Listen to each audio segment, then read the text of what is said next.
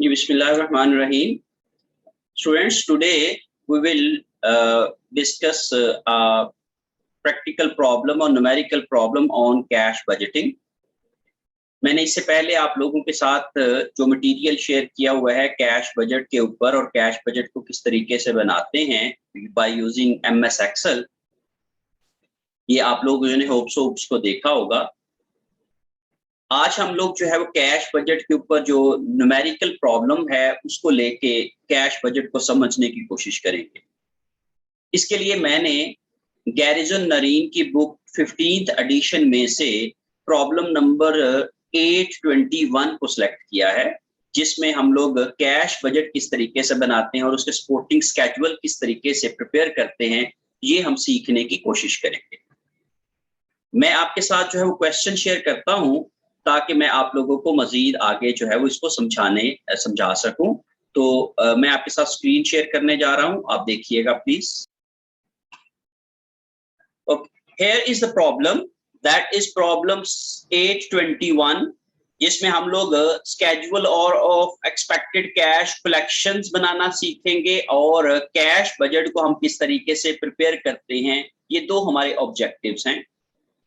The president of retailer Prime Products has just approached the company's bank with a request for a 30,000 a 90-day loan.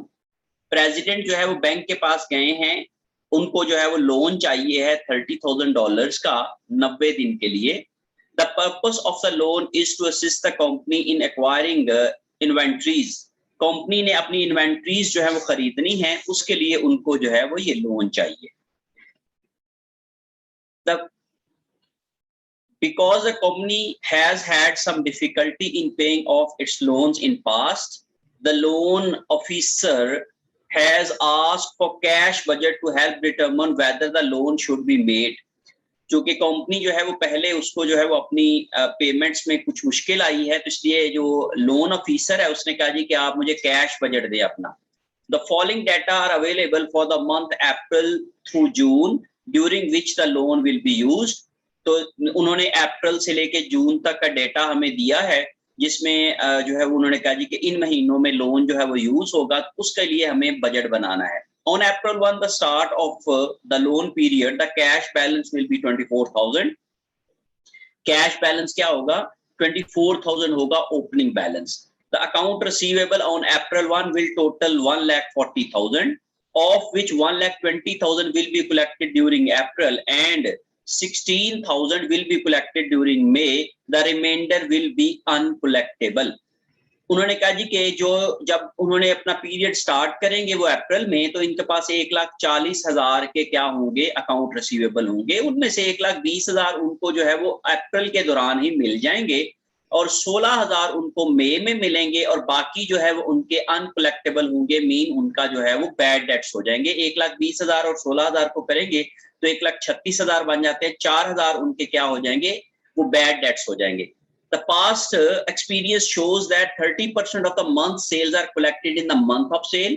ये उन्होंने basically collection policy दी हुई है कि किस किस महीने में किस किस तरीके से उनका कैश जो है वो उनको रिसीव होता है उनके सेल्स में से।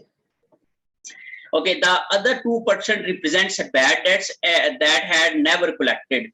और 2% उनके बैड डेट्स होते हैं, वो उनके कभी भी कलेक्ट नहीं होते हैं। Budgeted sales and expenses for the 3 months period जो उन्होंने दिए हुए हैं वो उन्होंने हमें मेंशन किए हुए हैं। सेल्स उनकी ऑन अकाउंट है, ऑल ऑन अकाउंट का मतलब क्या है, तमाम की तमाम जो है वो क्रेडिट के ऊपर है। अप्रैल की 3 लाख है, मई की 4 लाख है, जून की 2,50,000 है। मर्चेंडाइज परचेजेस उनकी उसी तरीके से 2,10,000, 1,60,000, 1,30,000 है। पे रोल 20,000, 20,000 और 18,000 है। लीज पेमेंट्स हैं 22,000, 22,000 और 22,000 की हैं। एडवर्टाइजिंग उनकी 60,000 पहले 2 महीनों में है, 50,000 आखिरी मंथ में है। इक्विपमेंट परचेज वो आखिरी जून में जाके इक्विपमेंट भी परचेज करेंगे और डेप्रिसिएशन उनकी जो है वो हर महीने की 15,000, 15,000 और 15,000 है। ये हमें बेसिकली चाहिए होगा हमारे एक्सपेंसेस को मैनेज जो है वो कैश बेसिस के ऊपर निकालने के लिए। Merchandise purchases are paid in full during the month following purchase. जो उनकी पेमेंट पॉलिसी है वो क्या है कि जो उन्होंने जहां पे खरीदी हैं, जैसे अप्रैल में अगर वो खरीदारी करते हैं तो अप्रैल की जो भी उनकी परचेजेस होंगी वो मई में फुल पे करेंगे। तो इसका मतलब है कि जो 2,10,000 परचेज उन्होंने की अप्रैल में, वो मई में सारी की सारी पे कर देंगे। और मार्च में जो उन्होंने की हुई थी, जो पिछले महीने में उनकी जो परचेजेस थी जो कि अप्रैल में पे होनी है, वो टोटल 1,40,000 की हैं, ये उनकी पेमेंट आएगी अप्रैल में। In preparing the cash budget, assume that 30,000 loan will be made in April and repaid in June. उन्होंने कहा जी कि अगर आप कैश बजट बना रहे हैं तो आपने ये देखना है कि 30,000 का जो उनको लोन होगा वो अप्रैल में मिलेगा और उन्होंने जून में इनको जो है वो पे करना होगा, जो 3 महीने के बाद। Interest on the loan will B total 1200 और 1200 उनका जो है वो इंटरेस्ट होगा, जो कि उनको पेमेंट ऑफ लोन के वक्त ये भी करना पड़ेगा। तो ये तमाम डाटा हमें गिवन है और इसको यूज करके हमें क्या कहा गया है कि आप हमें बनाएं, prepare a schedule or expected cash collections for April, May and June and for the 3 months in total। हमने अप्रैल, मई और जून के लिए एक्सपेक्टेड कैश कलेक्शंस का स्केड्यूल बनाना है और इन टोटल भी हमने बनाना है। तो चलें हम लोग इसका जो है वो सॉल्यूशन करने की कोशिश करते हैं कि ये हम लोग किस तरह से, कि मैं आपके साथ जो है वो व्हाइट बोर्ड शेयर करने जा रहा हूं। तो आप देखिए कि हम लोग इसको सॉल्यूशन को किस तरह करेंगे। This is problem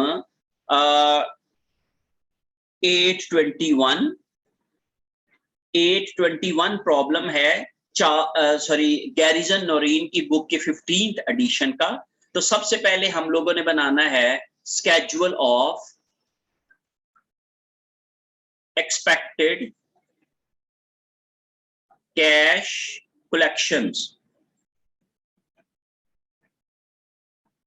schedule of expected cash collections बनाना है। उसके लिए ऑफ कोर्स सबसे पहले आप डिस्क्रिप्शन का कॉलम बनाएंगे, फिर उसके बाद आप तीनों मंथ्स के कॉलम बनाएंगे। सबसे पहले है जी अप्रैल, फिर उसके बाद है जी मई और फिर जून और यहाँ पे टोटल फॉर द क्वार्टर, जो भी आप कह लें, टोटल क्वार्टर का।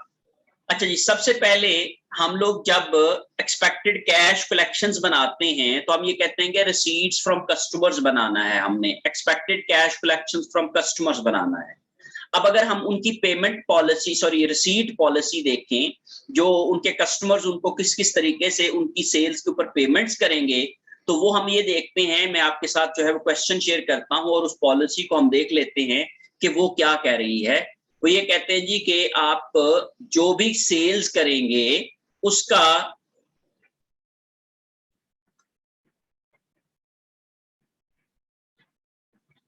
जी, जो भी आपकी past experience shows that 30% of the month sales are collected in the month of sale. 30% month of sale में हमें मिल जाती हैं। तो हम सबसे पहले इसकी कैलकुलेशन करके लिख लेते हैं कि ये हम किस तरीके से कैलकुलेट करेंगे। यहां पे लिखेंगे आप या रिसीव्ड और कलेक्टेड। मैं इसको लिख लेता हूं जी, collected in month of sale. ये कितने हैं जी? 30%। 30% जो है वो मंथ ऑफ सेल में हमें मिल जाते हैं। इससे पहले चले मैंने कैलकुलेशन करने के लिए यहां पे मैं लिख लेता हूं सेल्स का डाटा मैं ऊपर लिख लेता हूं ताकि मेरे पास जो है वो कैलकुलेशन करने में आसानी हो जाए। तो बेसिकली जो उनकी सेल्स हैं वो हमें क्वेश्चन में दी गई हैं। मैं आपको दिखा देता हूं कि यहाँ पे टेबल में हमें सेल्स दी गई है। सेल्स ऑल ऑन अकाउंट, पहले महीने में 3 लाख, फिर 4 लाख, फिर 2,50,000। तो हम ये वाली फिगर जो है वो अपने टेबल में नोट कर लेते हैं ताकि हमें कैलकुलेशंस में आसानी हो। हमने कहा जी यहाँ पे है जी 3 लाख, मई में है जी 4 लाख और जून में है जी 2,50,000 की, और टोटल है हमारे पास 7 और 2 9,50,000 की सेल्स। ओके, ये हमारे पास टोटल सेल्स हैं। इन फिगर्स को हम यूज करके हम अपनी नीचे वाली जो भी एक्सपेक्टेड कैश कलेक्शंस की फिगर है, ये निकालेंगे।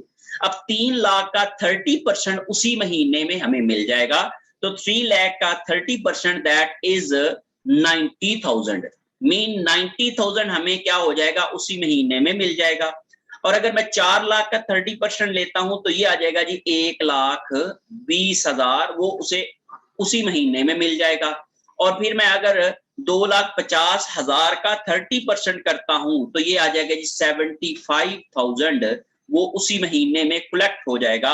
और जब हम लोग इन तमाम को प्लस करेंगे तो ये आ जाएगा 1,20,000 और 90 2,10,000 और 2,85,000, 2,85,000 जो होगा उनको वो कैश होगा जो कि जिस महीने की सेल होंगी उसी महीने में उनको जो मिल जाएंगी, वो क्वार्टरली टोटल उनकी अमाउंट इतनी बनेगी। तो इस तरीके से आप क्या कर सकते हैं कि वो पहली कैलकुलेशन कर सकते हैं कि 30% उनको उन्हीं महीने में मिल जाएगा। अब उसके बाद है जी collected in following month, following month में उनको कितना कलेक्ट हो रहा है। तो ये हम देख लेते हैं कि हमारे क्वेश्चन में हमें क्या गिवन है। फॉलोइंग मंथ के लिए उन्होंने दिया जी 60% in the month following sale, जो भी महीने होगा उसके अगले महीने में हमें 60% मिलेगा, तो हम इसको भी नोट कर लेते हैं वहां पे। तो हमने ये कहा जी कि 60% जो है वो फॉलोइंग मंथ ऑफ सेल मिलेगा 60%। अब हम लोग 3 लाख का 60% हमें मिलेगा मई में, अप्रैल की सेल का 60% मिलेगा मई में, मई की सेल का 60% मिलेगा हमें जून में, और जून की सेल का 60% मिलेगा हमें आगे जुलाई में, जो कि अगले क्वार्टर में आ जाएगा। तो हम लोग यहाँ पे कैलकुलेट कर लेते हैं 3 लाख का 60%, तो 3 लाख का 60% आ जाएगा जी 1,80,000, 1,80,000। 3 लाख को 60% से करेंगे तो 1,80,000। 4 लाख का 60% आ जाएगा 2,40,000। और यहाँ पे हमें कब कितने पैसे मिलेंगे, ये हमें हमारे क्वेश्चन में गिवन है कि अप्रैल में मार्च का 60% मिलना था। तो मार्च के हमारे पास जो भी रिसीवेबल्स थे उनका हम लोग देख लेते हैं कि उनकी उन्होंने पेमेंट किस तरीके से शो की हुई है। तो हम ये देखते हैं जी कि ऑन अप्रैल 1, यकम अप्रैल को जो कि मार्च के पेएबल्स थे, हमारे टोटल जो रिसीवेबल्स थे वो थे 1,40,000, of which 1,20,000 will be collected during April and 16,000 will be collected during May। उन्होंने कहा जी 1,20,000 हमें मिल जाएंगे अप्रैल के दौरान और 16,000 हमें मिल जाएंगे मई के दौरान। तो यहाँ पे हम लोग ये भी लिख लेते हैं कि हमें इस महीने में फॉलोइंग मंथ में कितने मिलेंगे। ये है हमारे पास जी 1,40,000 में से 1,20,000 जो है वो यहाँ पे हमें मिल जाएंगे फ्रॉम प्रीवियस मंथ सेल, जो कि अप्रैल में हमें मिल रही है इस तरीके से। और आखिरी जो कलेक्टेड फ्रॉम मार्च सेल इन मई, जो मई में हमें मिलेगी वो उन्होंने हमें गिवन है दैट इज 16,000। तो ये 16,000 की अमाउंट जो है वो उन्होंने ये कहा जी कि हमें मई में मिल जाएगी, सॉरी 16,000 की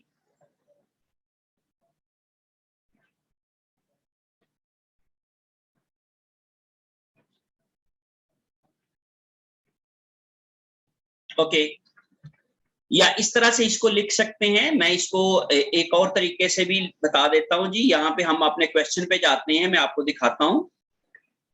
और फिर उसने कहा the reminder will be uncollectable, ये इस हवाले से है। The other 2%, 60% in the month following the sale and 8% in second month following the sale। second month following the sale का मतलब क्या है कि जो अप्रैल में सेल होंगी उसके जो जून में हमें रिकवरी होगी वो होगी 8%। अप्रैल की सेल हमें कलेक्ट होंगी 30% अप्रैल में, 60% मई में, 8% जून में, और 2% जो है वो हमें कलेक्ट नहीं होंगी, वो हमारे बैड डेट्स हो जाएंगे। तो इन 3 फिगर्स को हम लोग जो है वो बारी बारी अपने उस क्वेश्चन में लिख लेंगे।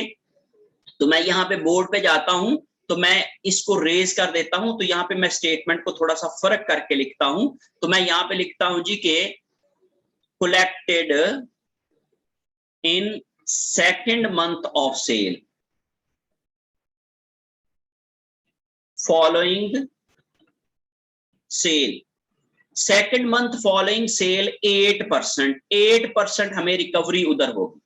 अब हम ये कहते हैं जो अप्रैल की सेल थी उसका 8% हमें मिलेगा जून के अंदर, और मई की सेल का 8% मिलेगा हमें जुलाई के अंदर, और इसी तरीके से जून की सेल का 8% मिलेगा हमें अगस्त के अंदर। वो हमें कंसर्न नहीं है क्योंकि हमने उसकी प्रिपेयर नहीं कर रहे हैं उसको। तो इस लिहाज से आप देखो ये 8% अगर आप लोग जो 3 लाख का 8% अगर आप कैलकुलेट करते हो तो ये आ जाता है जी 24,000। तो वो हम यहाँ पे लिख देंगे 24,000। अब आप यहाँ पे ये सोच रहे होंगे कि यहाँ पे कितनी फिगर होगी, तो ये चूंकि हमें इंफॉर्मेशन जो फरवरी की सेल की चूंकि दी ही नहीं हुई है, इस वजह से हम लोगों ने यहाँ पे कुछ भी नहीं लिखना है। और अप्रैल जो मार्च की सेल का जो 60% था वो हमें मिल जाना था अप्रैल में, और जो उसका 8% था वो हमें मिल जाना था हमें मई में, और बाकी जो था वो 4,000 वो अनकलेक्टेबल थे, उनको हमें लिखने की बिल्कुल भी जरूरत नहीं है। याद रखें बैड डेट्स को हम लोग कैश कलेक्शन जब बना रहे होते हैं तो फिर हमें उनकी यहाँ पे मेंशन करने की जरूरत नहीं होती है। मैं इसको दोबारा से रिपीट किए देता हूं। हमें उन्होंने बताया कि जो भी सेल होगी उसका 30% उसी महीने में मिल जाएगा। तो हमने कहा अप्रैल का 30% इसी महीने में मिल जाएगा, दैट इज 90,000। मई का 30% उसी महीने में मिलेगा, दैट इज 120,000। जून का 30% उसी महीने में मिलेगा, दैट इज 75,000, और इनका टोटल बनता है 2,85,000। फिर उसके बाद हमने कहा जी कि collected in following month of sale 60% वो है, तो अप्रैल की सेल का 60% मिलेगा मई में, और मई की सेल का 60% मिलेगा हमें जून में। तो ये हम लोगों ने लिख लिया, और बाकी जो होगा वो फिर अकाउंट रिसीवेबल नेक्स्ट पीरियड के लिए हो जाएंगे। अब यहाँ पे अप्रैल में क्या आना था, तो वो मार्च की सेल का आना था। तो उन्होंने कहा जी जब अप्रैल स्टार्ट किया था तो हमने लोगों से पैसे लेने थे 1,40,000 के, और उसने हमें बता दिया कि उसमें से अप्रैल में हमें मिल जाएंगे 1,20,000, और बाकी जो है वो हमें मिल जाएंगे मई के अंदर। तो वो सेकंड फॉलोइंग मंथ होगा सेल का, उसमें हमें मिलेंगे 16,000। ये हमने यहां से लिख लिया। और second following month of sale में उन्होंने कहा जी कि जो भी सेल होगी उसका 8% मिलेगा। तो हमने कहा जी 3 लाख का 8% हमें मिल जाएगा जून के अंदर, और ये जो 16,000 है ये हमें फिगर उसने ऑलरेडी हमारे क्वेश्चन में गिवन है, दे दी है, बता दी है। और यहाँ पे हम फिगर इसलिए नहीं लिख पा रहे हैं क्योंकि हमारे पास फरवरी की सेल का रिकॉर्ड उसने हमें मेंशन नहीं किया हुआ है, इसलिए हम लोग यहाँ पे कोई भी फिगर नहीं लिखेंगे। जब हम लोग इन सब को प्लस करेंगे 1,20,000 1,80,000 तो ये बन जाएगा 3 लाख, और 3 लाख में 2,40,000 करेंगे तो 5,40,000 की ये फिगर आ जाएगी इस तरीके से। फिर इसके बाद हम लोग जब इन सब को प्लस करेंगे 16,000 और 24,000 को, तो ये हमारे पास 40,000 की फिगर ये आ जाएगी। और जब हम लोग इसके टोटल को करेंगे तो ये हमारे पास टोटल कैश कलेक्शंस आ जाएंगी, पर मंथ भी आ जाएंगी और टोटल फॉर क्वार्टर भी आ जाएंगी। इस तरीके से हम लोग कैश कलेक्शंस बना सकते हैं। जब हमने इन दोनों को ऐड किया तो ये आ जाएगा जी हमारे पास 2,10,000। ओके, फिर इसके बाद हमने इन सबको प्लस किया तो ये आ जाएगा जी 3 लाख और 3,16,000। ये हमारे पास फिगर आ गई। फिर इसके बाद जब हमने इनको प्लस किया तो ये आ जाएगा हमारे पास 3,39,000।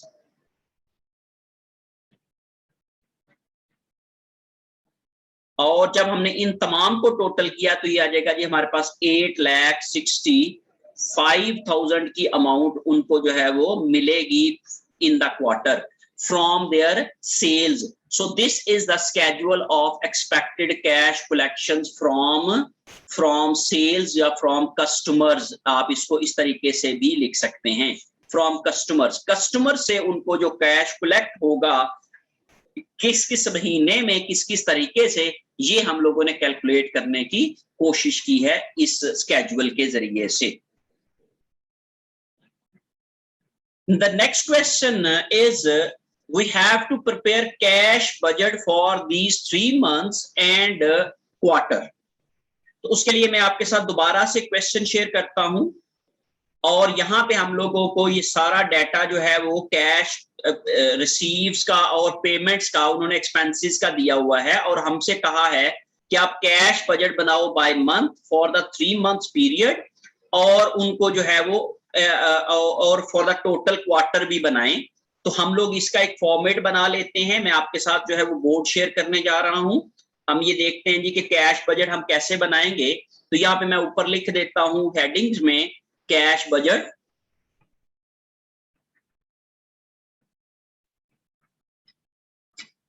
कंपनी का नाम वगैरह आप जो है वो खुद ही लिख सकते हैं, और उसका पीरियड भी आप नीचे लिख सकते हैं। मैं जगह बचाने के लिए सिर्फ ये लिख रहा हूं कैश बजट। तो सबसे पहले हम बनाएंगे डिस्क्रिप्शन का कॉलम, ये है रिक्वायरमेंट नंबर 2 प्रॉब्लम की। सबसे पहले डिस्क्रिप्शन, फिर उसके बाद हमने मंथ्स के कॉलम बनाने हैं। सबसे पहले है जी सबसे पहले है अप्रैल, फिर है जी मई, और फिर है जी जून, और यहाँ पे क्वार्टर टोटल जो है वो मैं ये लिख लेता हूं। ये इस तरीके से ये मेरे पास जो है वो 3 महीने आ गए। सबसे पहले मैंने क्या लिखना है, beginning cash balance. Beginning cash balance ये मुझे गिवन है मेरे क्वेश्चन के अंदर, मैं आपको दिखाता हूं कि किस तरीके से मुझे गिवन है।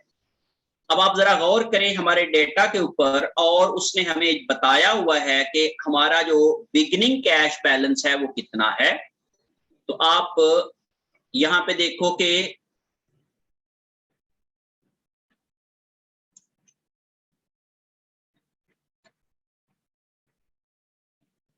on April 1, the start of the loan period, the cash balance will be 24,000। ये 24,000 की फिगर उसने हमें गिवन है, दे दी है। तो ये हम लोग वहां पे अपने ओपनिंग कैश बैलेंस में ये वाली अमाउंट लिख लेंगे, दैट इज 24,000। यहां पे हम इसलिए नहीं लिख पाएंगे क्योंकि जब हम ये वाला पीरियड कंप्लीट करेंगे तो हमारे पास जो इसका एंडिंग बैलेंस आएगा वो अगले महीने का ओपनिंग बैलेंस बनेगा। इसलिए हम लोग अभी इसकी फिगर्स को, ओपनिंग बैलेंस की फिगर को यहां पे नहीं लिख पाएंगे। ओके, उसके बाद हम यहां पे ऐड करेंगे cash collections.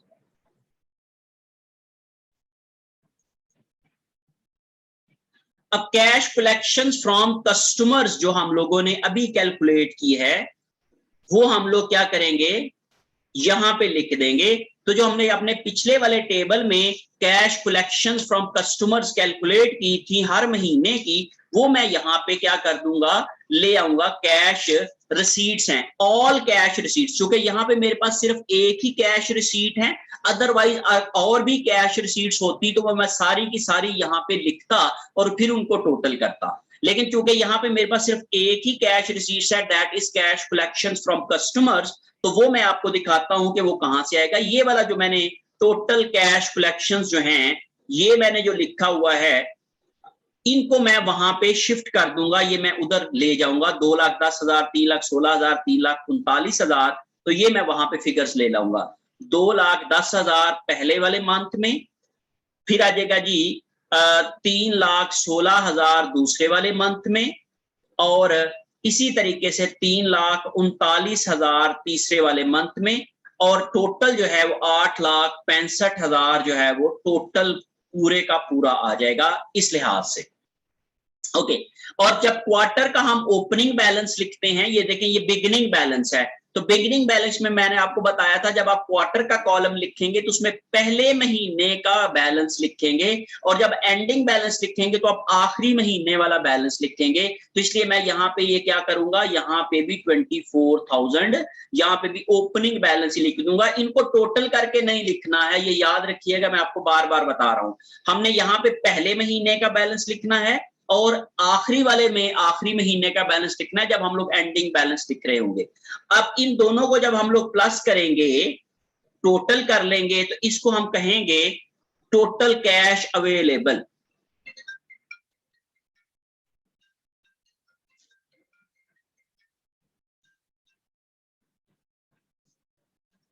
Total cash available आ जाएगा हमारे पास। अब हमने इन दोनों को प्लस किया तो ये आ जाएगा जी 2,34,000 इस महीने में आ गया।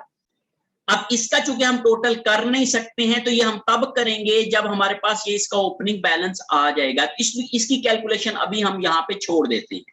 अब हम पहला कॉलम पहले कंप्लीट कर लेते हैं, फिर उसके बाद हम लोग जो है वो नेक्स्ट कॉलम की तरफ आएंगे। अब इसमें से हम लोग लिखेंगे less cash payments. Basically cash budget के अंदर हम लोग कैश कलेक्शंस, कैश रिसीट्स पहले ऐड करते हैं और फिर कैश पेमेंट्स या कैश डिस्बर्समेंट्स जो है वो हम लोग जो है वो लेस करते होते हैं। तो पहली जो पेमेंट है वो हम लोग कहते हैं जी पेमेंट्स फॉर परचेजेस।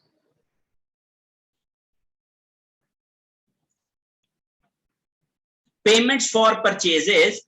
अब ये चूंकि हमारे पास बड़ा आसान है पेमेंट फॉर परचेजेस को, अगर हम लोग अपने क्वेश्चन पे जाके पेमेंट की पॉलिसी अपनी देखते हैं तो उसमें हम ये देखते हैं जी कि हमने पेमेंट पॉलिसी क्या है। तो आप जरा गौर करें, यहाँ पे उन्होंने कहा कि जो भी आपके पास परचेजेस होंगी उसकी जो पेमेंट होगी वो आप क्या करोगे, जो भी आप परचेज करोगे महीने के अंदर उसकी पेमेंट्स आप अगले महीने में करोगे। और जो आपके शुरू में पेमेंट्स थी, पेएबल्स थे, वो 1,40,000 थे जो कि आप अप्रैल के महीने में पे कर दोगे। तो इसलिए हम लोग ये देखेंगे कि हर महीने में कितनी परचेजेस थी। तो हमने कहा जी अप्रैल में परचेजेस थी 2,10,000, ये पे होंगी मई की परचेजेस थी 1,60,000, ये पे होंगी जून में, और जून की परचेजेस थी 1,30,000, ये पे होंगी जुलाई में। तो इसलिए हम लोग इसी तरतीब से इनको लिख लेंगे। और अप्रैल में पेमेंट कितनी होंगी, जो हमारा पहला ओपनिंग बैलेंस था जब हम लोगों ने अप्रैल स्टार्ट किया था तो वो था 1,40,000, जो कि मार्च से हमारे पैसे चले आ रहे थे। तो ये हम लोग अप्रैल में पे कर देंगे। तो मैं यहाँ पे लिख लेता हूं 1,40,000, 2, 10, 1,60।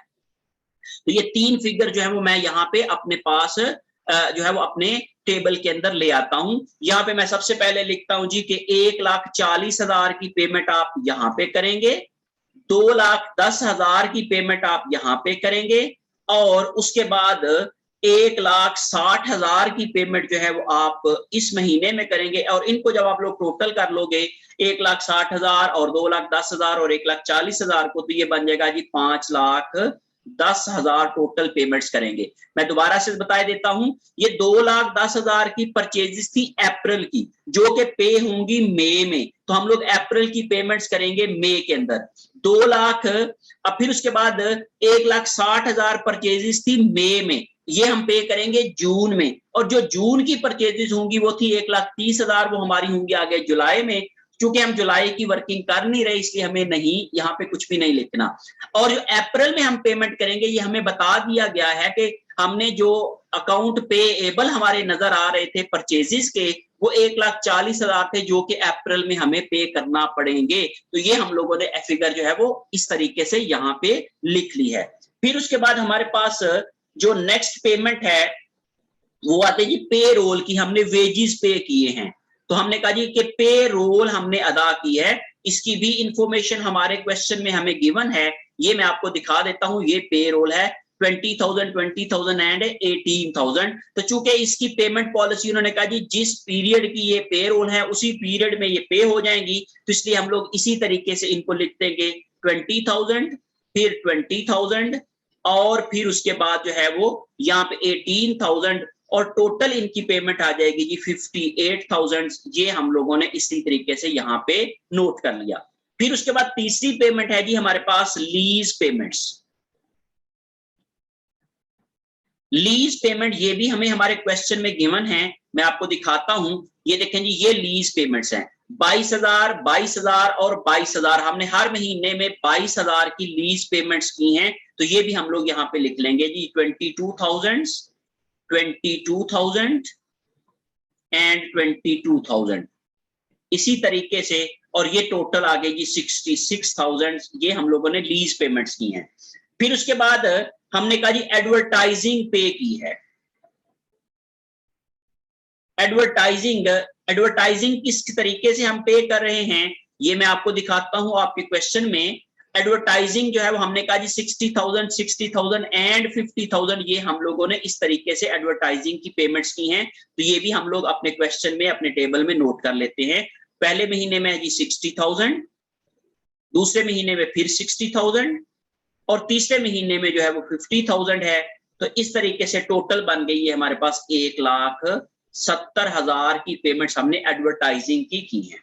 फिर उसके बाद हमारे पास एक और पेमेंट है, मैं आपके पास आपको दिखाता हूं, that is equipment purchases. Equipment की कितने परचेज करने की आपने पेमेंट की है, ये आप लोग जो है वो यहाँ पे क्या करेंगे, मेंशन कर देंगे 65,000, जो कि जून के अंदर है। दोनों महीनों में कुछ भी नहीं आएगा, सिर्फ जून में ये वाली 65,000 की आ जाएगी। तो यह हम लोग क्या कहेंगे, इक्विपमेंट परचेज। इक्विपमेंट परचेज की जो पेमेंट है, पहले महीने में भी कोई नहीं है, दूसरे में भी कोई नहीं है, और तीसरे महीने में जाके 65,000 की है, और टोटल भी फिर 65,000 ही बनेगा इसका। अब हम लोग अगर इन सब को टोटल कर लेंगे तो हमारे पास बन जाएगा टोटल कैश पेमेंट्स बन जाएंगी। तो मैं इनकी टोटल कैश पेमेंट्स जो है वो कैलकुलेट कर लेता हूं, टोटल कैश पेमेंट्स। ओके, पहले महीने में हमारे पास टोटल कैश पेमेंट्स आ गई, दैट आर, इन सब को मैं प्लस करूंगा, 1,40,000, 20,000, 22,000 और 60,000 को, तो ये आ जाएगी 2,42,000 की हमने पहले महीने में पेमेंट्स की हैं। फिर उसके बाद हमने इन सब को टोटल किया तो ये आ जाएगा जी 3,12,000 की हम लोगों ने सारी पेमेंट्स इस महीने में की हैं। और जब हम लोगों ने इन सब को प्लस किया तो ये मेरे पास आ गया जी 3,15,000 की हम लोगों ने टोटल पेमेंट्स इस महीने में की हैं। और इस तरीके से हमने जब इसको टोटल किया तो हमने कहा जी 8,69,000 की हमने टोटल पेमेंट्स जो है वो क्वार्टर में की हैं। और इसको मैं अंडरलाइन कर दूंगा, मीन ये मैं सेग्रीगेट कर दूंगा इस कैलकुलेशन को दूसरों से, या इस तरह से कह ले कि मैं इसको बॉक्स में भी कर सकता हूं। तो ये वाली कैलकुलेशन, अब मैंने इसको और इसको नेट ऑफ करना है, ठीक है जी। अब मैं क्या कर लेता हूं, नेक्स्ट जो पार्ट है वो मैं अगले पेज पे ले जाता हूं, मेरे पास यहाँ पे जगह खत्म हो गई है। तो अब मैं ये देखता हूं कि एक्सेस है या कैश या डेफिशिएंसी आ गई है मेरे पास कैश की। तो यहां पे चले मैं लिख लेता हूं कैश एक्सेस और डेफिशिएंसी ऑफ कैश। एक्सेस हो गया कैश या डेफिशिएंसी ऑफ कैश आ गई है। ये वाली जो फिगर थी मेरे पास, इसको मैंने इसके साथ नेट ऑफ किया, 2,34,000 को 2,42,000 के साथ नेट ऑफ किया। तो आप देखें जरा कि ये पेमेंट्स थी तो ये लेस हो रही थी, इसका मतलब है ये वाली नेगेटिव अमाउंट है, ये सारी की सारी जो है ये क्या है, ये नेगेटिव अमाउंट है। जब मैं इसमें से इसे नेट ऑफ करूंगा तो मेरे पास जो कैश आएगा वो 8,000 क्या हो जाएगा, डेफिशिएंसी आ जाएगी, मेरे पास कैश शॉर्ट हो जाएगा। मैंने जो मुझे मिलेगा कैश वो है जो मेरे पास अवेलेबल होगा, मीन मेरे पास शुरू में था 24,000, मुझे कलेक्शन हुई 2,10,000 की, टोटल जो मेरे पास अवेलेबल था दैट वाज 2,34,000, और उसमें से मुझे पेमेंट्स जो इस महीने में करना है वो करना है 2,42,000। इसलिए मेरे पास यहाँ पे कैश क्या हो गया है, डेफिशिएंसी आ गई है, मुझे कम पड़ गया है 8,000 से कैश, इसलिए मुझे यहाँ पे लोन लेना पड़ेगा। तो ये वाली कैलकुलेशन जो है वो मैं इस तरीके से कर सकता, और ये वाली कैलकुलेशन मैं उस वक्त नहीं कर पाऊंगा जब तक मेरे पास ये वाला पूरा ओपनिंग बैलेंस नहीं आ जाएगा। इसलिए पहले मैं ये वाला कॉलम कंप्लीट करूंगा तो फिर मेरा ये वाला कॉलम जो है वो ऑटोमेटिकली बनता जाएगा। तो मैं नेक्स्ट पेज जो है वो ऐड करता हूं, और उसके बाद अगली वाली जो चीजें हैं वो मैं यहाँ पे आपके सामने लिखूंगा। मैं नेक्स्ट करता हूं जी कि यहाँ पे फिर अब मुझे नेक्स्ट जो पार्ट बनाना पड़ेगा वो बनाना पड़ेगा फाइनेंसिंग का। फाइनेंसिंग मुझे कितनी पड़ेगी या फाइनेंसिंग मुझे कितनी लेना पड़ेगी, तो सबसे पहले मुझे लोन लेना पड़ेगा, बोरोइंग्स करना पड़ेगी जी। यहां पे भी मैं लिख लेता हूं जी अप्रैल, फिर है जी मई, फिर है जी जून और क्वार्टर टोटल। ओके, अब बोरिंग्स करना पड़ेगी मुझे पहले महीने में, और कितनी बोरिंग्स हैं जो कि हमें अवेलेबल हैं या हमारे क्वेश्चन में हमें इंफॉर्मेशन दी गई है। तो उन्होंने ये कहा जी कि cash budget assume that 30,000 loan will be made in April, अप्रैल में 30,000 का लोन हमें लेना पड़ेगा। तो ये हम नोट कर लेते हैं, तो हमें ये पैसे मिल जाएंगे, ये हमें पैसे इनकमिंग होंगे, हमें लोन मिलेगा। तो हम लोग इसको क्या लिखेंगे, 30,000, हमें 30,000 का लोन यहाँ पे मिल जाएगा। और इसके बाद हम लोग पेमेंट्स कितनी करेंगे, पेमेंट ऑफ लोन इस महीने में कोई भी नहीं की होगी, जहाँ अगले महीने में आ जाएगी। और फिर उसके बाद इंटरेस्ट कितना पे करेंगे, तो इस महीने में हम इंटरेस्ट भी कोई नहीं पे करेंगे, क्योंकि जब हम लोन ही पेमेंट करेंगे तो तभी साथ ही इंटरेस्ट पे करेंगे। अब आप जरा गौर करें कि टोटल फाइनेंसिंग कितनी है, टोटल फाइनेंसिंग आ जाएगी जी हमारे पास इस महीने में 30,000। अब मेरे पास क्या आ गया कि पिछले महीने का डेफिशिएंसी भी आ गया और फाइनेंसिंग भी आ गया। तो फिर मैं अब यहां पे लिखूंगा ending cash balance, ending cash balance कितना आएगा।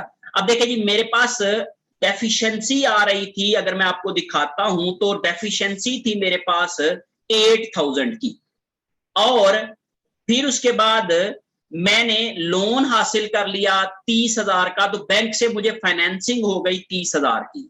8,000 का मेरे पास शॉर्ट था, 30,000 मेरे पास आ गया। जब मैं शॉर्टेज को और इसको नेट ऑफ करूंगा, वो थी नेगेटिव फिगर और ये थी पॉजिटिव फिगर, तो इसलिए मेरे पास फिर नेट बैलेंस बच जाएगा 22,000 का, कि 8,000 तो मेरे पास जो है वो क्या बन जाएगी, डेफिशिएंसी कवर करने के लिए इस्तेमाल हो जाएगा, और बाकी मेरे पास जो बचेगा वो आ जाएगा 22,000 फ्रॉम 30,000 लोन। 30,000 का जो मुझे लोन मैं लूंगा उसमें से 8,000 डेफिशिएंसी कवर हो जाएगी, मेरी पेमेंट्स वगैरह हम लोग कर रहे होंगे उसमें से, तो बाकी मेरे पास जो बचेगा दैट वुड बी 22,000।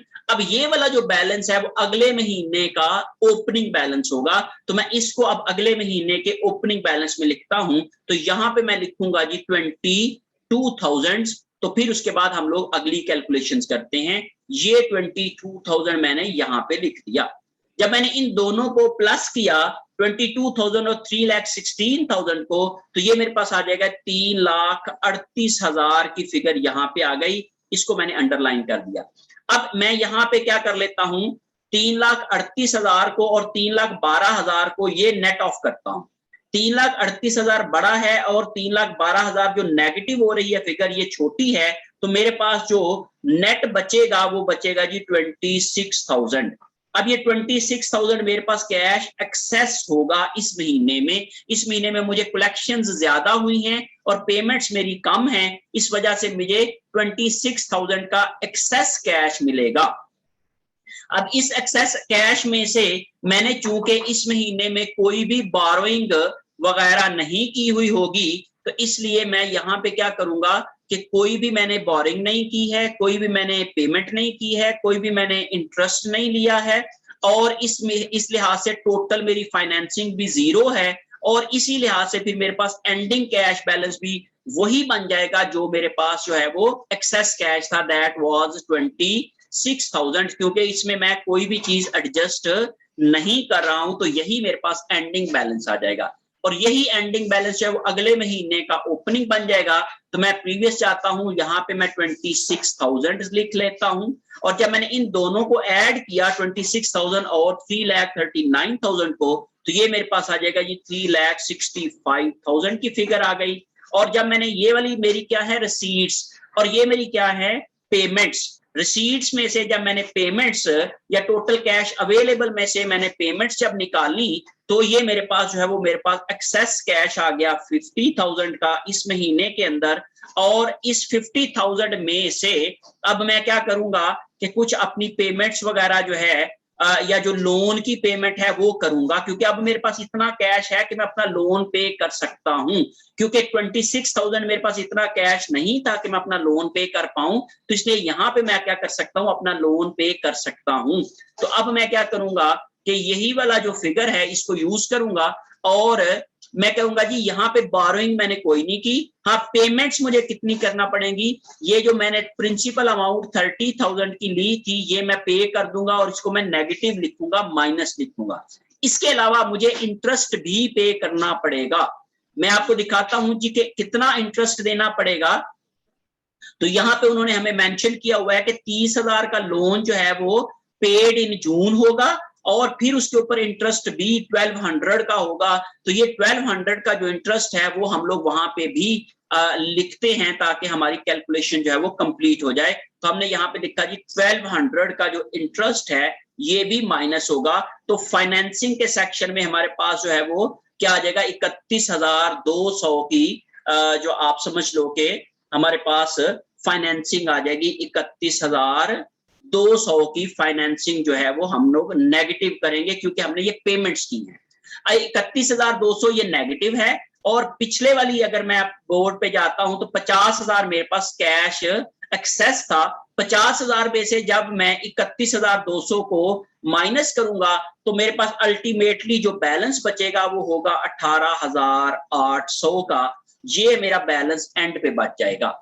ओके, अब इस तरीके से मैं क्या कर सकता हूं, जून की भी सारी कैलकुलेशंस कर सकता हूं। अब हम कर लेते हैं बात टोटल कॉलम्स की। यहां पे देखें जी ये क्या है, 8,000 नेगेटिव, 26,000 क्या है पॉजिटिव और फिर ये 50,000 क्या है पॉजिटिव। तो अगर आप इन तीनों को नेट ऑफ करते हैं, तीनों को आप लोग जो है वो इसकी देखते हैं कि किस लिहाज से सॉरी, अब आप कॉलम की जब कैलकुलेशंस करेंगे तो अब कॉलम में देखें, आप इन दोनों को प्लस करेंगे, इन दोनों को 24,000 और 8,65,000 को प्लस करेंगे तो ये हमारे पास आ जाएगा जी हमारे पास आएगा 8,89,000, 8,89,000 आ जाएगा, 8,89,000। अब 8,89,000 टोटल क्वार्टर की रिसीट्स थी और उनमें से टोटल क्वार्टर की पेमेंट थी 8,69,000। तो हमारे पास जो बाकी बचा वो है 20,000। तो क्वार्टर में हमारे पास जो है वो 20,000 का कैश क्या हो जाएगा, एक्सेस होगा, जिसको हम यहाँ पे इस तरीके से लिखेंगे 20,000। यहाँ पे आपने टोटल, इस फिगर को आपने टोटल करके नहीं लिखना बल्कि इस टोटल वाले कॉलम को भी उसी तरीके से ही करना है जैसे कि आप लोग हर एक महीने के कॉलम को कर रहे हैं। मीन टोटल महीने में, टोटल क्वार्टर में अवेलेबल कैश कितना था, उसमें से टोटल क्वार्टरली पेमेंट्स कितना पड़ी और उसमें से नेट ऑफ करके हमारे पास एक्सेस कैश कितना बचा। और इसमें से हम लोग जो हमारे क्वार्टर की जो पेमेंट्स थी, जो हमारी फाइनेंसिंग थी वो देखें आप जरा कि इसमें से ये 30,000 की क्वार्टर की फाइनेंसिंग थी पॉजिटिव और ये 30,000 की क्वार्टर की फाइनेंसिंग थी नेगेटिव। कि जो हम लोगों ने कर्जा लिया था वो हम लोगों ने क्या कर दिया कि पे कर दिया। तो इस लिहाज से पॉजिटिव और नेगेटिव, और इस तरह से 1200 ये इंटरेस्ट की अमाउंट थी, ये भी नेगेटिव थी। तो आज जब आपने इन तीनों को नेट ऑफ किया तो आपके पास 1200 जो है वो नेगेटिव फिगर आ गई। अब आप पिछले वाले कॉलम में देखें 20,000 ये एक्सेस कैश था इन क्वार्टर और उसमें से 1200 जो इंटरेस्ट की अमाउंट है, जब आप इसको निकालोगे तो ऑटोमेटिकली आपके पास 18,800 का एंडिंग बैलेंस जो है वो आपके पास अवेलेबल हो जाएगा।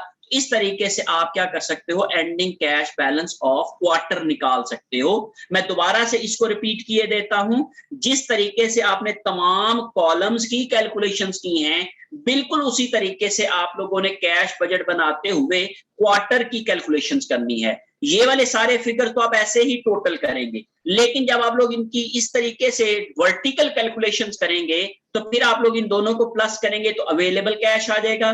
फिर आप लोग इन सब को प्लस किया तो ये वाला आपके पास आ जाएगा, टोटल आपकी पेमेंट्स आ जाएंगी। टोटल अवेलेबल कैश में से टोटल पेमेंट्स निकाल लेंगे तो आपके पास एक्सेस कैश और डेफिशिएंसी ऑफ कैश आ जाएगी। हमारे केस में एक्सेस कैश आ रहा है। इसी एक्सेस कैश में से हम लोग क्या करेंगे, फाइनेंसिंग के पोर्शन में से जो हम लोगों ने किया, हमने कहा जी 30,000 की पूरे क्वार्टर में बोरिंग की, 30,000 की ही हमने बोरिंग पे भी कर दी और फिर हमने 1200 का इंटरेस्ट पे किया टोटल। तो जब हमने इन तीनों को नेट ऑफ किया तो हमारे पास जो फाइनेंसिंग सेक्शन का नेट ऑफ आता था वो आता था -1200। जब हम लोगों ने अपनी एक्सेस कैश जो था 20,000 उसमें से ये 1200 को माइनस किया तो हमारे पास 18,800 का एंडिंग बैलेंस आ गया। इस तरीके से हम लोग अपना कैश बजट जो है वो प्रिपेयर कर सकते हैं और हम लोग इसको जो है वो पूरा तरीके से समझ सकते हैं। होप्स हो कि आप लोग जो है इन तमाम चीजों को अच्छे से समझ के होंगे, और आप इसकी जब आप लोग प्रैक्टिस करेंगे और आप दूसरे क्वेश्चंस करेंगे तो आपको मजीद इसमें क्लैरिटी आ जाएगी, और जो है वो आप इस काबिल हो जाएंगे कि आप अपने जो कैश बजट है उसको मैनुअली किस तरीके से बनाया जा सकता है, आप उसको कर सकते हैं। हाँ, अगर आप लोग यही कैलकुलेशन जो है वो एक्सेल में भी करना चाहें और वो लिंक करके फॉर्मूलाज लगा के आप कर लेते हैं तो आपके लिए और ज्यादा आसानी हो जाएगी। वो एक इंटरेक्टिव वर्कशीट बन सकती है जिसको आप यूज करके किसी भी डिफरेंट ऑप्शंस को या डिफरेंट सिनेरियोज को चेंज करके भी अपने बजट को, अपने कैश की अवेलेबिलिटी को चेक कर सकते हैं, जो कि नॉर्मली प्रैक्टिकल लाइफ में इसी तरीके से होता है। होप्स हो कि आप लोग ये तमाम चीजें समझ के होंगे। Thank you so much.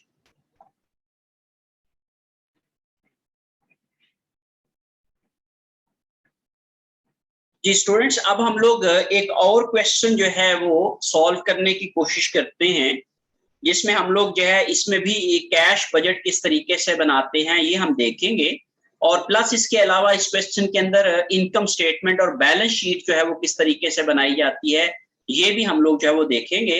अगर हम लोग कैश बजट आज के ही दिन कंप्लीट कर लेंगे और इनकम स्टेटमेंट और बैलेंस शीट किस तरीके से बनाते हैं हम लोग इसको जो है वो नेक्स्ट लेक्चर में जो है वो कंटिन्यू कर सकते हैं। तो यहाँ पे हम कैश बजट बनाने के लिए हम देख लेते हैं कि किस तरीके से हम लोग इसकी कैलकुलेशंस करेंगे और किस तरीके से जो है वो हम लोग इनको लेके चलेंगे। मैं आपके लोगों के साथ जो है वो यहाँ पे बोर्ड शेयर करूंगा और उसी के मुताबिक जो है जिस तरह से हम लोगों ने पहले क्वेश्चन को सॉल्व किया था एक एक चीज को देख के, और उसी तरीके से हम लोग जो है वो इसको भी सॉल्व करने की कोशिश करेंगे।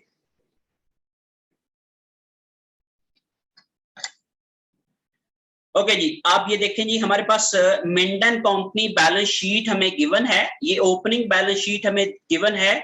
और अगर आप लोग इसको एक्सेल में करना चाहते हैं या एक्सेल में करेंगे तो फिर आप लोग इसकी जो बेसिक अजम्पशन की शीट जो है वो उसमें आप लोग ये बिगनिंग बैलेंस शीट जो है वो वहां पे आप शो कर सकते हैं, बना सकते हैं, और प्लस इसके अलावा जो भी गिवन डाटा है वो आप लोग नीचे उसके जो है वो डिफरेंट फील्ड्स में लिख सकते हैं, ताकि आपकी ये तीनों स्टेटमेंट्स जो हैं ये आपकी ऑटोमेटिकली आगे बन जाएं। और अगर आप इसमें कोई भी फैक्टर्स चेंज करें तो ऑटोमेटिकली वो वाली सारी चीजें चेंज हो जाए, जैसे मैंने आप लोगों को एक्सेल में काम करना सिखाया था।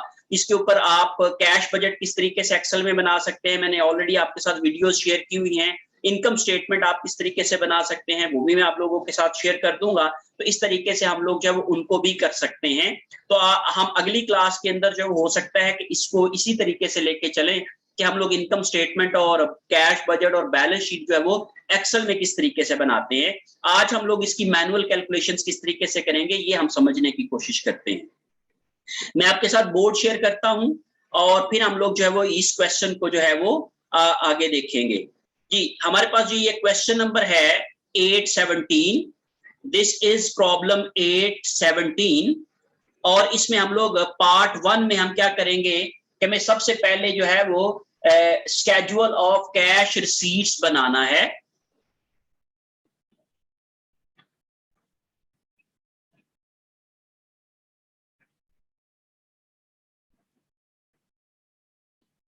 सबसे पहले हमें स्केड्यूल ऑफ कैश रिसीट्स बनाना है। तो उसके लिए आप हमें, हमारे पास कुछ इंफॉर्मेशन ऑफ कोर्स गिवन है कि जो कि हमें जो है वो हमारे क्वेश्चन में मौजूद है, उनको हम लोग यूज करके क्या करेंगे, अपनी कैश रिसीट्स बनाएंगे। तो सबसे पहले हम देख लेते हैं जी कि हमारे पास क्या इंफॉर्मेशन अवेलेबल है जिसको यूज करके हम लोग जो है वो cash, sales are budgeted at 2 lakh for May. Of these sales 60,000 will be for cash. जो भी हमारी 2 लाख की मई की सेल्स थी उसमें से 60,000 जो है वो कैश की सेल्स हैं। और आप इसको सबसे पहले इस फैक्टर को ही क्या करेंगे, हम नोट कर लेंगे। तो मई कैश सेल्स हम लिख लेते हैं कि हमारे पास कितनी है cash sales for May, because we are calculating only for May. Cash sales for May, मई के महीने की कैश सेल्स कितनी है, तो यहां पे आप लोग अमाउंट लिख लोगे, that is amount in dollars, that is 60,000। 60,000 की हमें जो है वो कैश सेल्स दी गई हैं। फिर उसके बाद है जी कलेक्शंस फ्रॉम क्रेडिट सेल्स या account receivables, collections from account receivables mean जो हमारे पास क्रेडिट सेल्स थी उनको हमने किस किस तरीके से वसूल किया है। तो आप अब ये देखें जी कि सबसे पहले हमें क्रेडिट सेल्स किस तरीके से मिलेगी, मैं आपके साथ क्वेश्चन शेयर करने जा रहा हूं। देखिए जी, 1/2 of the month's credit sales are collected in the month of the sales and are made and the remainder is collected in the following month। Mean जिस महीने में सेल हुई और वो जो क्रेडिट सेल्स थी, अब देखिए 2 लाख की टोटल सेल्स थी, उनमें से 60,000 की सेल जो है वो क्या हो गई हैं, कैश की हैं, तो बाकी क्रेडिट कितनी हुई, 1,40,000 की, 2 लाख माइनस 60,000, उनमें से हाफ जो हैं वो हो जाएंगी in the month of the sales are made, mean उसी महीने में, मीन मई में, और जो बाकी होंगी वो होंगी उससे अगले महीने में, that is and the reminder is collected in the following month, और बाकी अगले महीने में। All of the April 30 account receivable will be collected in May, और जो अप्रैल 30 को अकाउंट रिसीवेबल थे वो सारे के सारे हमें मई में मिल जाएंगे। इसका मतलब ये हुआ कि अब सबसे पहले हमें कैश सेल्स मिली 60,000 की, फिर हमने कहा जो मई में हमने सेल की थी उसमें से जो क्रेडिट सेल्स थी उसका हाफ भी हमें मई में मिल गई, और हाफ हमें मिलेंगी जून में, उनको हमने कंसीडर नहीं करना, because we have to make only cash budget for May, prepare a cash budget for May के महीने के लिए हमने सिर्फ इसको बनाना है, इसलिए हम लोग उसको कंसीडर नहीं करेंगे। तो मैं ये वाला फैक्ट जो है वो अपने क्वेश्चन के अंदर नोट कर लेता हूं, ठीक है ना जी। Collected in month of sale, जो महीना था सेल का उसमें कितनी कलेक्शन हुई है, तो अब देखो जी 2 लाख की टोटल सेल्स थी उनकी, उसमें से 60,000 की सेल्स कैश हो गई, बाकी सेल्स आ गई 1,40,000 की, उसका 50% मीन हाफ वो आपको पे हो जाएगा उसी महीने में, मीन 1,40,000 का 50%, तो ये मैं लिखूंगा 70,000 मुझे इसी महीने में मिल गई। अब उसके बाद मुझे मिलनी है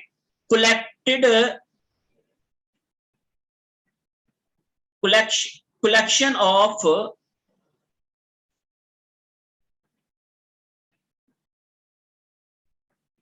collection of account receivable of April 30th के जो अकाउंट रिसीवेबल थे, जो मुझे उन्होंने बताया कि जो आपकी बैलेंस शीट में गिवन है, तो हम बैलेंस शीट पे चले जाते हैं जो हमें उन्होंने इंफॉर्मेशन दी हुई है, तो उसमें जाके देखते हैं जी कि कितने अकाउंट रिसीवेबल हमें वहां पे मेंशन किए हुए हैं, वो हमें मिल जाएंगे। तो यहाँ पे देखें जी हमारे पास अकाउंट रिसीवेबल की अमाउंट है 54,000 की, ये 54,000 जो है वो हमें अप्रैल के जो भी अकाउंट रिसीवेबल थे वो मई में मिल जाएंगे, तो ये भी अमाउंट हमें मई में रिसीव होगी, तो इसलिए हम लोग इसको भी यहाँ पे लिख लेंगे 54,000 को। तो ये हमारे पास टोटल कलेक्शंस आ जाएंगी इन जो है वो मई में 60,000, 70,000, 1,30,000 और 54,000 करेंगे तो 1,84,000 मीन 1,84,000 की टोटल कलेक्शंस हो जाएंगी, टोटल कैश कलेक्शंस। अब हम बात कर लेते हैं जी कि टोटल कैश पेमेंट्स कितनी होंगी जी। कैश पेमेंट्स फॉर परचेजेस, क्योंकि ये दो चीजें ऐसी हैं इनको हमें क्या करना पड़ेगा, कैलकुलेट करना पड़ेगा। बाकी चीजें नॉर्मली कैश बजट के लिए जो फिगर्स होती हैं वो हमें गिवन ही होती हैं, ये दो चीजें होती हैं जो हमें क्या करना पड़ती हैं, थोड़ी सी कैलकुलेशन या वर्किंग करना पड़ती है। तो हम सबसे पहले क्या कहेंगे कि इसमें से जो हमने परचेज की हैं पेमेंट्स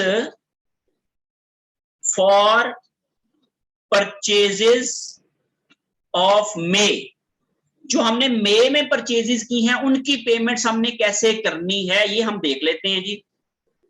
और यहां पे देखें आपका अकाउंट्स पेएबल की अमाउंट है 63,000, ये जो पिछले अकाउंट पेएबल है ये भी मई में पे होंगे, ये भी उसने हमें बताया हुआ है। Purchases of inventory are expected to be 1,20,000, purchases 1,20,000 की होंगी ड्यूरिंग मई में। These purchases will all be on account, ये तमाम की तमाम उधार पे होंगी।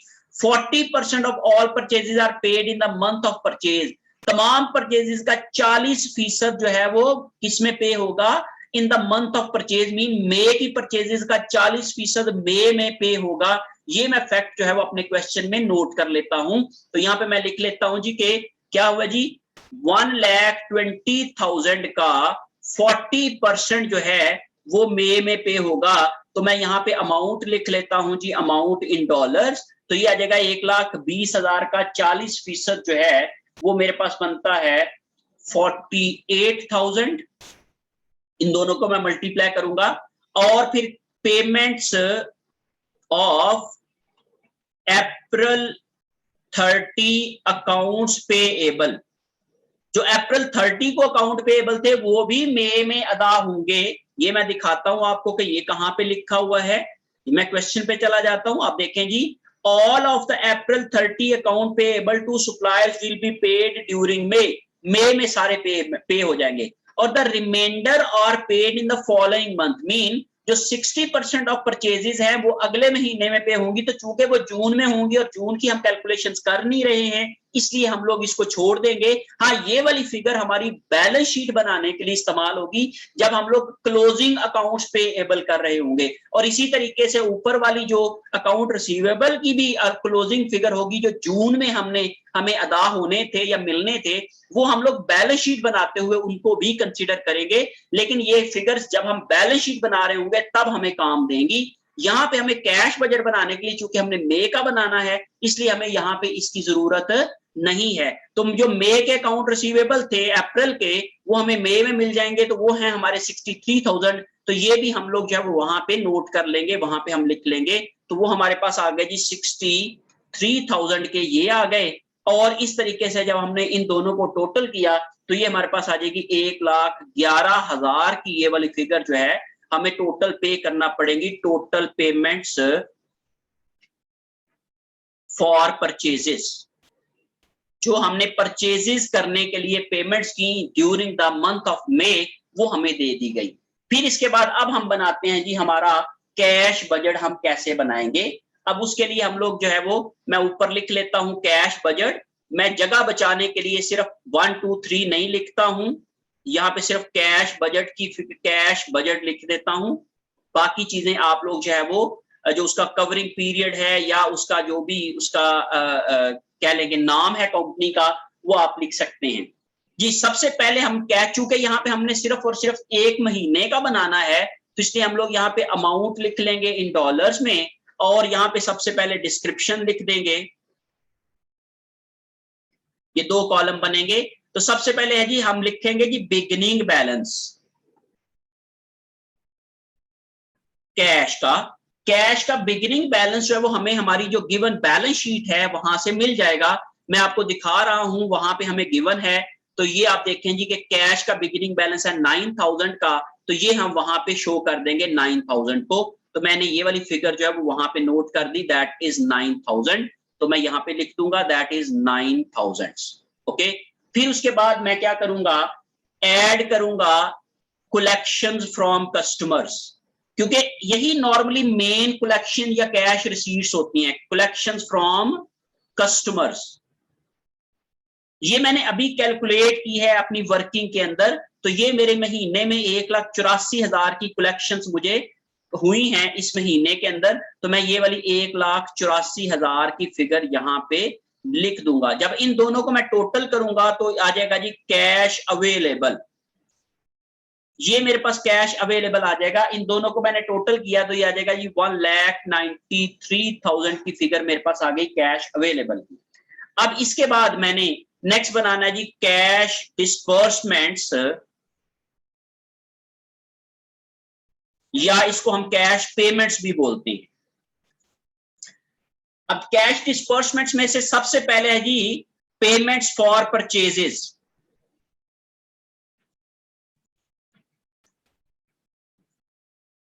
पेमेंट्स फॉर परचेजेस अभी हमने कैलकुलेट की हैं। अब 1,11,000 की ये फिगर हम पेमेंट्स फॉर परचेजेस के लिए यूज करेंगे। वो है जी 1,11,000 की फिगर, ये हमने पेमेंट्स फॉर परचेजेस कर ली।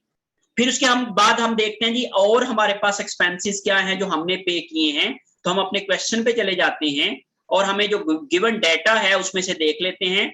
परचेजेस की आ गया, मे इन्वेंट्री की भी बात आ गई, ये हम लोग जो है वो बैलेंस शीट बनाते हुए selling and admin expenses for May are budgeted 72,000 exclusive of depreciation, mean depreciation के बगैर जो एक्सपेंसेस हैं वो हैं जी 72,000 के, मीन ये कैश एक्सपेंसेस हैं। लेकिन अगर हम लोग टोटल एक्सपेंसेस की बात करते हैं तो वो इसमें 2000 की जो डेप्रिसिएशन है ये भी शामिल है, तो ये 74,000 बनेंगे। लेकिन चूंकि हम यहाँ पे कैश बजट बना रहे हैं तो सिर्फ हमने यहाँ पे कैश एक्सपेंस लेना है, तो हम payment for selling and admin expenses करेंगे, वो है 72,000। तो ये भी मैं यहाँ पे नोट कर लेता हूं, सेलिंग एंड एडमिन एक्सपेंसेस वो हैं जी 72,000 के, ये भी मैं यहाँ पे नोट कर लिया मैंने। फिर उसके बाद हम ये देखते हैं कि नेक्स्ट हमारे पास जो है वो क्या एक्सपेंस है जो कि हम लोगों ने इस महीने में किया है। The note payable on 30th balance sheet will be paid during May with 100 in interest। अब ये फाइनेंसिंग के पोर्शन की बात हो रही है, क्योंकि जब हम लोग कर्जा पे करते हैं तो वो फाइनेंसिंग के पोर्शन में आता है, इसलिए हम लोग यहाँ पे नीचे जब बनाएंगे फाइनेंसिंग के पोर्शन को तो कब हम इसको कंसीडर करेंगे। New refrigerating equipment costing 6,500 will be purchased for cash during may. Cash से हम लोग 6,500 का नया इक्विपमेंट परचेज करेंगे मई के अंदर, तो ये भी हमारी क्या आ जाएगी, पेमेंट्स में आ जाएगी। तो हम लोग इसको भी यहां पे लिखेंगे payment for equipment purchase. Equipment purchase करने के लिए हमने कहा जी 6,500 की पेमेंट हमारी ये आती है। अब इसके बाद हम देखते हैं कि और कोई पेमेंट हमारे पास है तो वो भी हम लोग यहाँ पे लिख लेंगे। ओके जी, आप देखिए जी during May the company will borrow 20,000 from its bank by giving. अच्छा, ये वाली भी जो है ये भी फाइनेंसिंग के पोर्शन में आएगी, इसलिए या इसको भी हम लोग नीचे लिखेंगे। इसका मतलब ये हुआ कि हमारे पास पेमेंट्स का सेक्शन कंप्लीट हो गया। जब हम इनको टोटल करेंगे तो ये हमारे पास आ जाएगा जी टोटल पेमेंट्स। टोटल पेमेंट्स हैं, इन तीनों को हमने टोटल किया 1,11,000, 72,000, 1,83,000 और 6,000, 1,89,500, 1,89,500 की फिगर हमारे पास आ गई।